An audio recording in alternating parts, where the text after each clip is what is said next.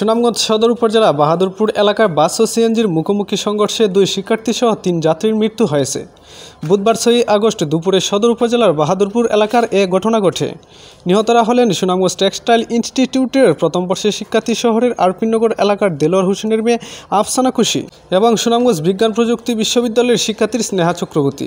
সে শান্তিগঞ্জ উপজেলার জয়কলজ গ্রামের বিপুল চক্রবর্তীর মেয়ে। তাছাড়া অপর নিহত শহরের আলিপাড়ার বাসিন্দা শফিকুল ইসলাম। জানা যায়, নিহত 2 শিক্ষার্থী সুনামগঞ্জ বিজ্ঞান ও প্রযুক্তি বিশ্ববিদ্যালয় ও সুনামগঞ্জ টেক্সটাইল ইনস্টিটিউট থেকে অন্যান্য যাত্রীদের সাথে সিএনজি যুগে শহরে ফিরছিলেন। ফেরার পথে সদর উপজেলার বাহাদুরপুর এলাকার বিপরীতমুখী বাসের সঙ্গে মুখোমুখি সংঘর্ষে ঘটনাস্থলে শফিকুল ইসলাম ও আফসানা খুশি নামের 2 জনের মৃত্যু হয়। এ সময় স্থানীয়রা গুরুতর আহত 3 জনকে উদ্ধার করে সুনামগঞ্জ সদর হাসপাতালে পাঠালে স্নেহা নামের একজন শিক্ষার্থী মৃত্যুবরণ করেন।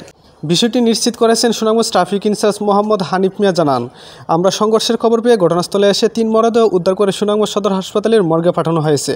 অন্যদিকে ঘাতক বাস ড্রাইভার ও হেল্পার পালিয়ে গেলেও তাদের ধরতে অভিযান পরিচালনা করছে সুনামগঞ্জ সদর থানা পুলিশ। গত 7 আগস্ট ঘাতক ড্রাইভারকে অবিলম্বে গ্রেপ্তার করার জন্য সুনামগঞ্জ জেলার সকল শিক্ষার্থীরা বিক্ষোভ সমাবেশ করেছেন।